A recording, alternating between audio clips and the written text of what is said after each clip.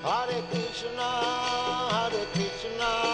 Krishna Krishna, Hare Hare. Om Namo Bhagavate Vasudevaya.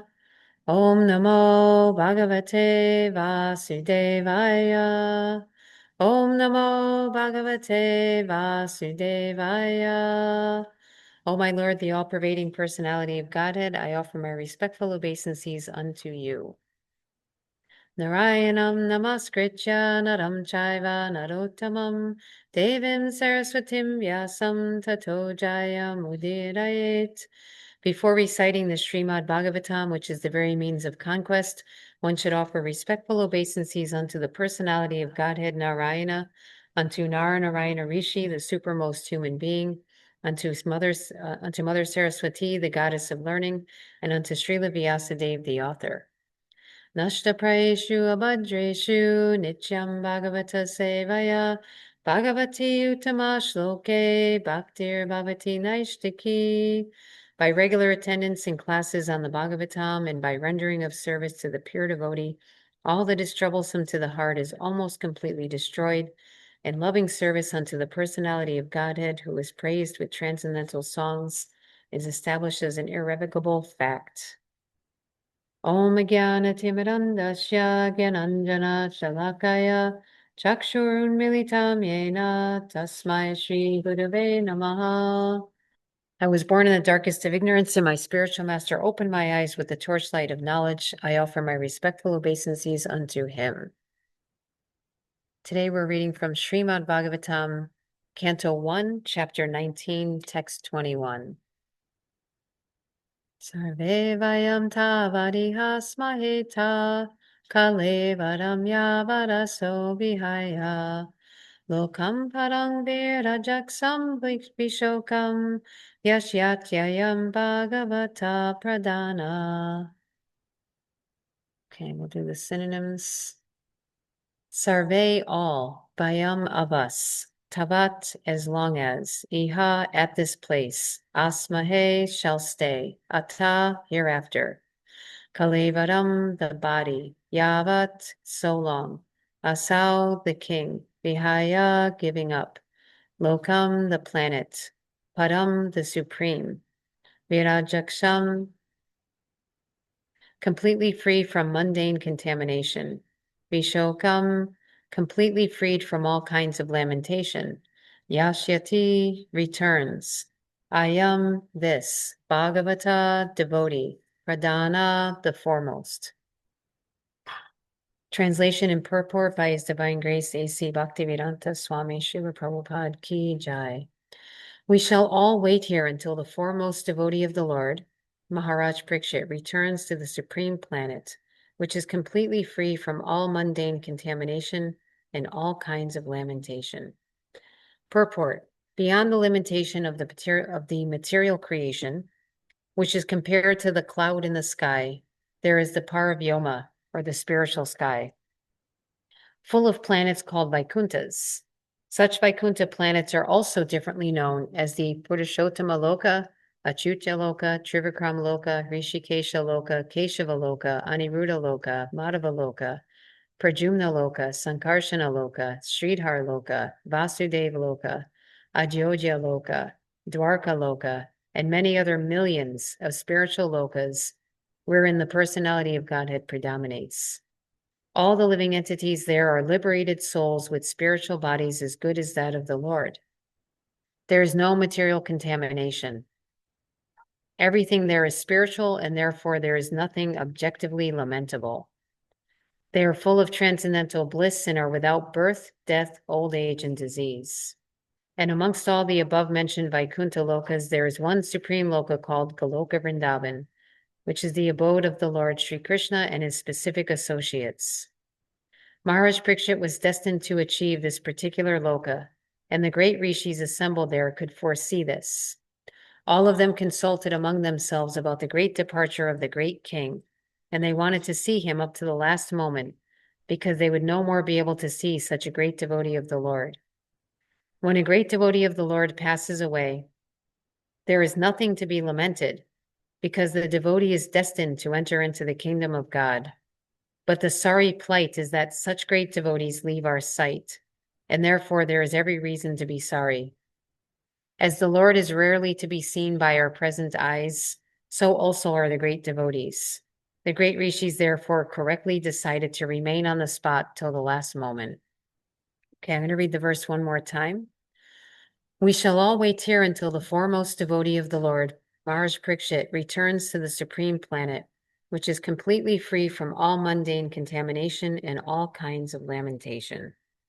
Okay, so I want to focus on a few points in this translation. So now all the sages, they heard about what happened with Maharaj Parikshit. They heard that he was cursed, and then he came and decided to fast until death.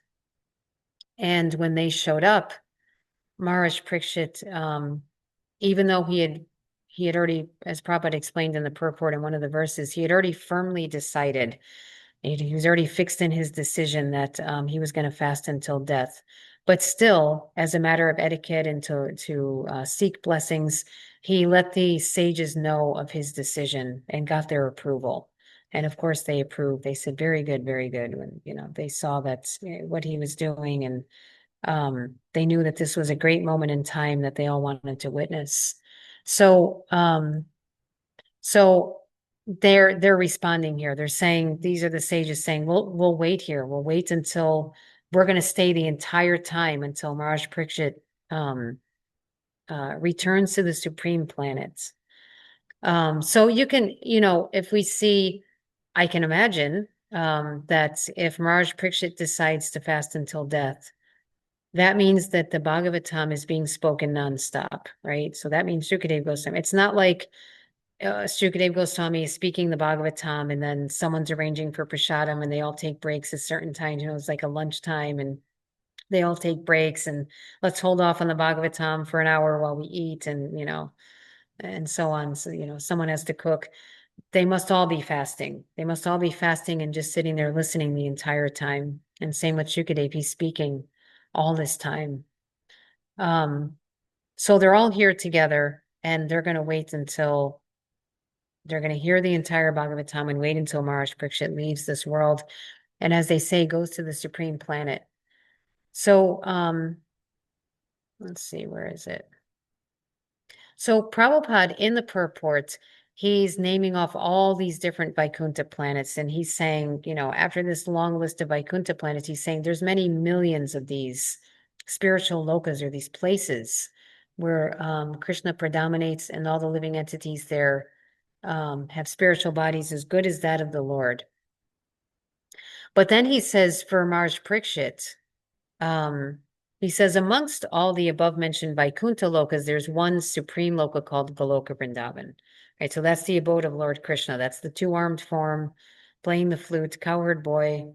The other planets are the four-armed forms, like Vishnu. But there's this one special planet, this one supreme planet. And he says Maharaj Parikshit was destined to achieve this particular loka. So we know that this is where Maharaj Parikshit didn't just go back to Vaikuntha, to one of those, to one of the other Vaikuntha planets, not to minimize them, but there's this one very special place that he goes to, where Krishna is there in his most intimate form. And he said that the rishis assembled there could foresee this, and they all consulted among themselves about this departure and wanted to see it. So I want to focus on a couple of points. So I'm going to pose this question to all of you out there in Zoom. What verse in the Gita talks about not lamenting for the living or the dead? Does anyone remember that verse? Ashochan and Vashochastam, right? What's the English? Tell us all. Tell the Zoom people the English. There is no need to lament for the living or the die. It is like that. Just bringing up Zoom here. So, because is it echoing when you speak? Should I mute myself? No, Prabhu, it's not echoing. Okay, good. Okay, so what does he tell Arjuna? What does he tell Arjuna that he's doing before he says one should not lament neither for the living nor for the dead? I didn't understand. What is that question, Prabhu? First, what does Krishna say first before he says one should not lament for the living or for the dead? What does he tell Uh, Arjuna that he's we doing? it's like we are there before and we will be after this. It's like we are here in the past, we will be in the future, and we will be in the present. It's not like you are not going to kill anyone, and it's like he's trying to explain him, we are soul, we are not the body. So there is Yes. nothing to lament about it. Yes, that's all true what Krishna says. But in this particular verse in the Gita, he tells Arjuna that he's doing something he shouldn't be doing. He's giving up his dharma. That one. He says he's speaking learned words. Like While speaking ah learned words, yeah. Well, ah speaking learned, he goes, you're speaking like a learned person, uh, but you're mourning for what is not worthy of. not worthy. Yeah, there you go. Mm, So he says, those who are wise lament neither for the living nor for the dead. mm. Okay, so we have that, and then we have, okay, hold on. This, it's hard. I can't get this. There we go. Okay, so we haven't, so then, okay, so we have that. Krishna's saying the wise lament neither for the living for the dead. And then Prabhupada says, Prabhupada explains this a little further. He says, down here, further down in the purport, he says, when a great devotee of the Lord passes away, there's nothing to be lamented, right? So that goes back to that Gita verse. There's nothing to be lamented because the devotee is destined to enter into the kingdom of God. But the other side of this is that but why do we still lament? There's a way in which we lament that's not the improper way to lament. There's a way that we lament that's actually a proper way to lament. So what does Prabhupada say in this purport? It's right here. That we are missing their association. Yes, yeah, And we are exactly. not able to see them anymore.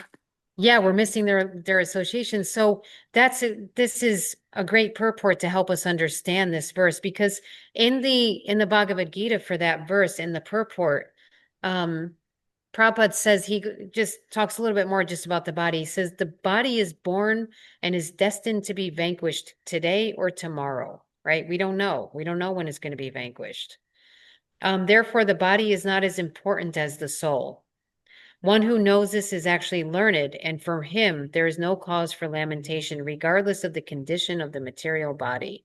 So the point is that we have this body that we don't need. And I know we've talked about this before, but we have this body that we don't actually need. But of course, while we have it, Prabhupada says to make best use of a bad bargain, but also we should take care of it because, again, it's Krishna's paraphernalia, right? Just the same way we take care of all of the paraphernalia in the temple, we should also take care of the body as paraphernalia to be used in Krishna's service. But we know that it's temporary. We know it's temporary paraphernalia. And the same way we have this paraphernalia that might get broken, right? We have to do our puja or to cook or whatever, things get broken. We take care of them as much as we can, but when they break, we think, okay, we just have to replace it.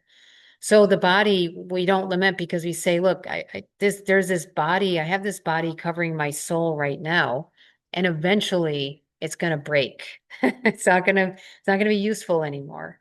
And so we may move on either back to Godhead or to the next body, depending on our consciousness, depending on our desire. But either way, we don't lament because we think, all right, I knew wasn't going to last long anyways, and it's not really my true identity. So I don't lament about it. And when others leave their body, we don't lament for them that, oh, it's too bad they don't get to stay around in a body that suffers birth, death, old age, and disease, right? We don't lament that. We say, finally, they got liberated from that body. And like in the case of Maharaj Parikshit, great, that's awesome. He's going back to the spiritual world, especially to the Loka Vrindavan. And so we don't lament that, oh, it's too bad he couldn't stay longer in this cycle of birth and death. However, we do lament the loss. So I think it's very important to understand those two separate points, that we lament the loss. And especially Prabhupada says, because such great devotees, he said, they're rare to see, just like the Lord is rarely to be seen, Prabhupada says, by our present eyes, so also are the great devotees. So these sages are thinking this is such a rare opportunity, such a rare sight to see, is this great devotee who comes and decides to fast and hear Bhagavatam. And we want to see this right up until the end, because it's a rare opportunity. So in the same way, we should take advantage of the rare opportunity of great devotees when they travel through, right? If we have very advanced devotees coming to visit, we always want to take advantage of that opportunity. And then even devotees who are maybe new to the practice, may not be so advanced, right? Those of us who aren't quite as advanced, we still, it's still a rare sight. Even the newest devotee, the newest one who just joined yesterday, is a rare sight, because out of millions amongst men or people, one hardly is even interested, what to speak of one who can attain perfection like Maharaj Parikshit. But one who even shows interest in Krishna consciousness is such a rare sight to see. And so we should always appreciate that and try to take advantage of that association and stay within the association of the Vaishnavas, and learn from them how to take shelter of Krishna. So when I joined the movement, we were always taught that, especially when an advanced devotee is there, and we do this also now with even new devotees and so on, is that when they're visiting and then they leave, we would of course go out and do kirtan. So they get in the car and they'd get ready to drive away, and we'd be doing kirtan, and we would not let their car leave our sight until we couldn't help it. So until that car disappeared from our sight, we would stay and do kirtan, and we would just keep them in our vision until they drove off, whatever, into the sunset or whatever, until they drove off, until we couldn't see that vehicle anymore. We would stay and watch, because that idea is there, that you don't ever, well, you lament that they're out of your sight. So you watch as long as you can. And so this is the case with Maharaj Parikshit. They seeing something very rare, and they're going to stay for as long as possible. So of course, Maharaj Parikshit is a great devotee, but also getting all this support and association from all these great Vaishnavas. So another point from the purport that I really liked what Prabhupada wrote here is that so he's saying in these Vaikuntha planets, he says, there is no material contamination. Everything there is spiritual, and therefore there is nothing objectively lamentable. So first of all, does anyone know the difference between objective and subjective? What's the difference between the two? And Prabhupada says objectively. Anybody out there in Zoom know the difference between objective and subjective? No, Prabhu. Okay, so I'll read the definition, and then we'll just talk about it a little bit. Something that's objective means, according to the dictionary, not influenced by personal feelings or opinions in considering and representing facts. So it's not dependent on the mind for its existence. It's just an actual thing. It doesn't matter whether you see it or not. It doesn't matter whether you believe it or not. So it's something almost like a fundamental truth, right? Like a tattva. It's like Krishna's God, whether you believe it or not, right? That's an objective fact. He's God. And you may believe it, you may not believe it, you may approach him, you may not approach him, but it doesn't change the fact that he's God. And so subjective means it's basically subject to your opinion. Something is subjective fact, it's based on your own feelings. So the definition for subjective is dependent on the mind or an individual's perception for its existence. So it's kind of mostly exists it's something that you're feeling or witnessing in your own mind, not something that's just objectively or in reality out there. And so Prabhupada uses this word. So let's think about this. He says, there's no material contamination. Everything there is spiritual, and therefore there is nothing objectively lamentable. So objectively means factually. There's factually nothing lamentable in the spiritual world, right? And he says everything is spiritual. There's no material contamination.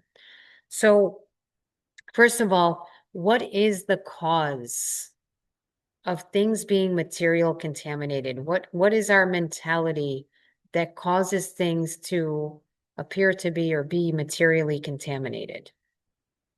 Why are we here? Why are we here in this world?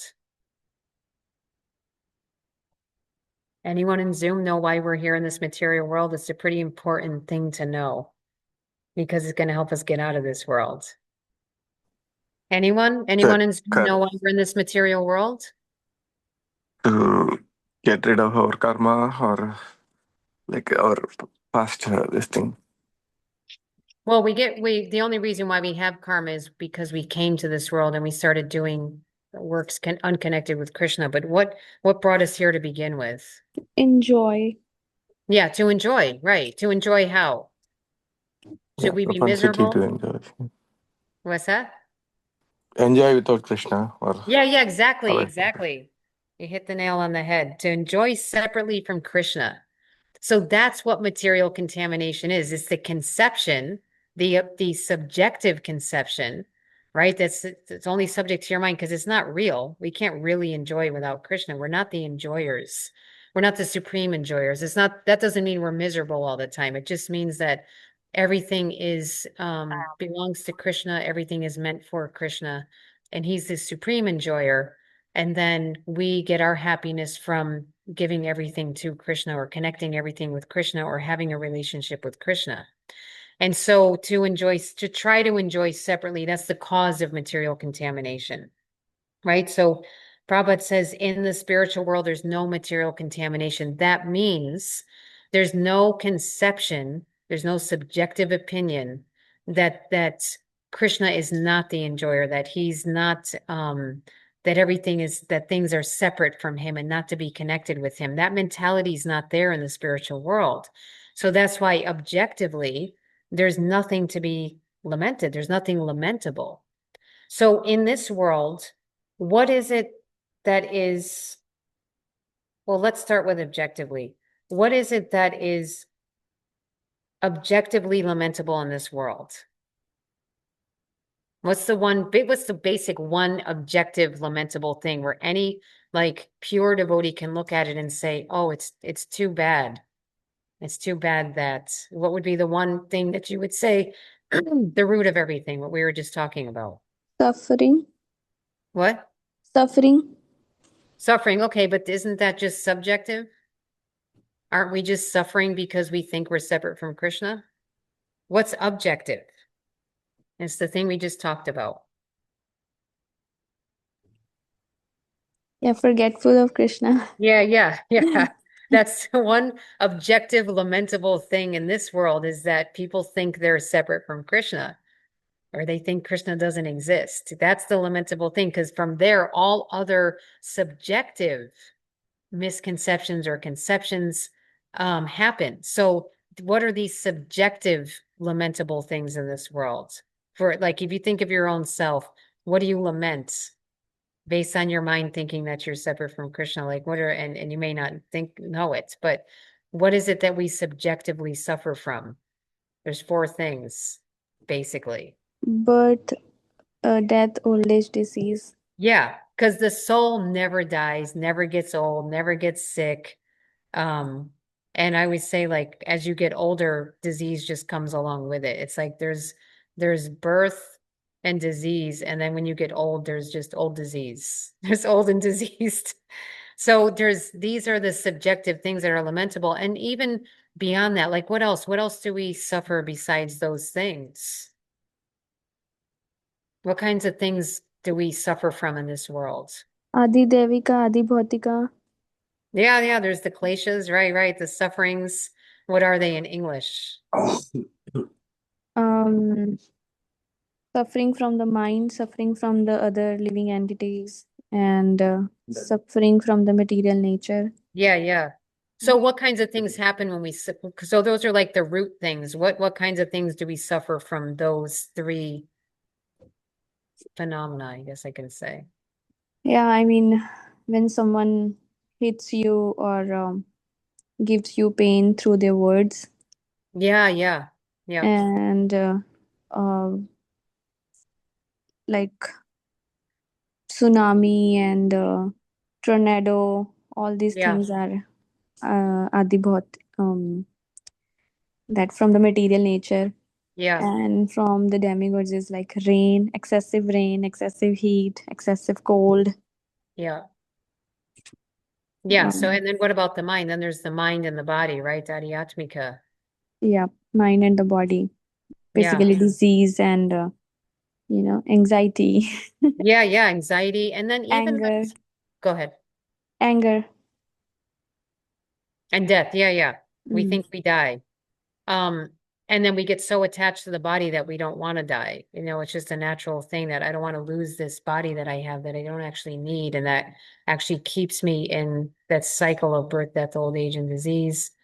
And also just that even like lamentable things like losing loved ones and not even just by death, but going your separate ways, relationships fall apart, people move to different places. There's just so many things to lament in this world that objectively we don't, none of that exists in the spiritual world because that mentality doesn't exist, which means that the spiritual world is not necessarily just a destination, right? It's our consciousness. So if we're in this world and we are fully Krishna conscious, it's the same as being in the spiritual world. Because what differentiates the spiritual world from here is our mentality. Just that thinking that everything's separate from Krishna, thinking that we are the center of attention, we're the enjoyers, and acting outside of our nature, and that brings about all these other sufferings, right? That's what makes it so difficult. Okay, I didn't realize how late it was getting. So let's these are the points I wanted to touch on, but I want to see if there's any points or questions, comments, realizations from anybody out there in Zoom. Just a quick question. Like, so Yep. in in spiritual world, then we will have like families and that kind of stuff. Or Yeah, yeah. I mean, there's definitely relationships in the spiritual world. It's just that they all are um they're all working just together to serve Krishna. So they have their loving relationships in connection with finding different ways to serve Krishna, which again, we could do here in this material world, right? If we have a family, we all work together to try to keep Krishna in the center. And then it's like family life in Vaikuntha. yeah, Bhaktivinoda Thakur says that, right, Prabhu? That my home is Goloka. He has 13 kids and they'll be doing kirtan, doing arti together. And it is like, yeah, in my home, this is Vrindavan. Yes. Yeah, It's yeah. Very Goloka. nice. Thank you. Yeah, and Prabhupada said the temples are Vaikuntha too. It's like there's wherever you are, family life, temple life, wherever you are, it's you can create Vaikuntha. Namkirti, did you have a point? I saw you unmute. Yeah, I mean, when we are talking about the suffering, I have seen, many people, they think like the suffering is also temporary, so they are okay with that suffering Hmm. because, as we say, like after night, day will come. So they have that thinking in the mind, like after the suffering the happiness will also come, so it's okay to have that suffering for some time or whatever, though they suffer a lot. But it's like the mind is so powerful, it's very difficult to convince our mind that like we need to come out of this world. Yeah, yeah, yeah. And Krishna, every once in a while, like, you know, kind of does a little pinprick thing to wake us up if we get a little too complacent. It's like, don't forget what this world is. It's not a comfortable place. It's not a place to like, you don't settle down here.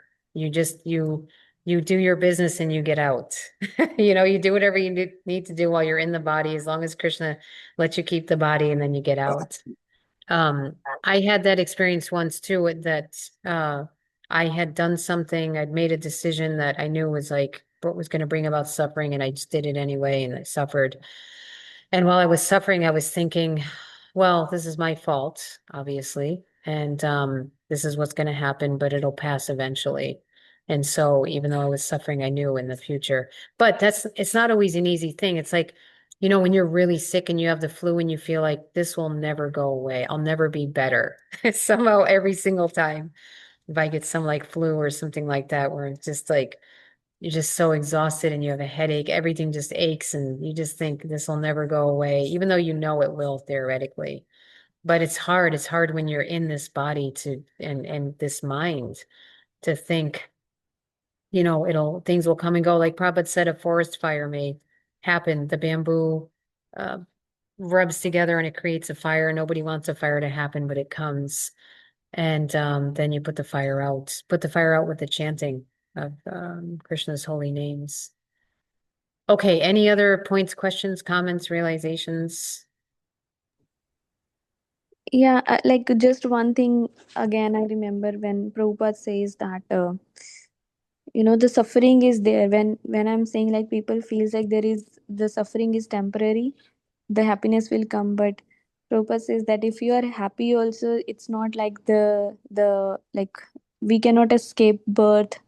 We can forget the pain of birth, but it is there. The material word is like the word of dukhalya shashvatam. Yeah. So yeah, yes, Prabhu, that's it. Hare Yeah, Krishna. yeah, thank you. Yeah, thank you. Yeah, we always have to remember we don't want to get stuck here because we started to feel really comfortable and happy and we thought, well, it's not such a bad place. I'll just stick around. And we have to chant our japa and do our service, and especially chant our japa with a sense of urgency, right? To know that I don't know how much time I have in this body. This human form of life is rare. It's the loophole, right? You can ask, why am I here? And you can practice spirituality, but you can't do that in the lower life forms. So taking advantage of this rare opportunity, we have this body and we can use it to engage in Krishna's service and just do it with a sense of urgency that, yes, I'm going to be, I'll do my duties while I'm in this body, but my main duty that all other duties should serve is that I try to connect with Krishna. I chant, I do, the 9 processes of devotional service, hearing, chanting, remembering Krishna. Everything else revolves around that. Every other choice we make, as Rupa Goswami says, is this favorable or unfavorable for my Krishna consciousness? That's how we make our decisions. And so if it's favorable, we do it. And if it's not favorable, we reject it. And so the bottom line is just reconnect with Krishna, reawaken our dormant love, and just keep making advancement based on the teachings of the previous acharyas and of Krishna to just keep moving forward on that path with a sense of urgency. Janava, you unmuted. Did you have something? Prabhu, when Namkirti Mataji is saying about the suffering and happiness, one thought came into my mind is that in the material world, whatever that the happiness we are thinking, that is the cause of suffering. Yeah, right. That way, you mean like in the future, it ends up being in the future the cause of suffering? Yeah, so it's like no value for the happiness also. Right. Unless it's happiness connected with our service to Krishna. Right? You're Exactly. talking like material happiness. Yeah, exactly. Because as Krishna says in the Gita, that suffering comes from the contact of the senses with the sense objects. Which, someone may read that and go, what do you mean? If I eat ice cream, it tastes good. Where's the suffering? But we're talking long term, in the sense that the more you identify with the body and try to gratify the senses, the more you are basically identifying with death. And so that's where the suffering comes in. And then, of course, when you lose those things, you suffer even more. If a kid has the ice cream cone and then it falls on the ground, then the parents have to console them because they're crying and, because it's a major, when you're a child, those things are like a major event that just happened, like a major horrible, catastrophic event that you lost, like your ice cream scoop fell on the ground. Right. So it's all relative and we could see it's subjective because for children, like these are major problems. Ice cream falling on the ground is like a major problem. And as they get older, they start to see the problems get bigger and bigger. And there's much more to lament and cry over. But it's all subjective and relative. But in the end, all of it's just as bad. Ice cream, a scoop of ice cream on the ground, melting into the cement. I mean, it's a happy day for the ants, but that melting into the cement and then some major catastrophic thing happening as you get older, it's all the same. And as Prabhupada says, wet stool, dry stool, it's all stool, it's all the same. It's just not something, like you said, it's something that's not good either way. And that doesn't, again, it doesn't mean we have to be miserable. It just means that we have to know what real happiness is and real satisfaction. Real happiness and satisfaction is in serving the Vaishnavas who serve Krishna and connecting with Krishna in that way. Okay, I don't want to hold anybody any longer. Thank you all for joining and contributing. Srila Prabhupada ki jai, Srimad Bhagavatam ki jai. Hare Krishna, Krishna Krishna,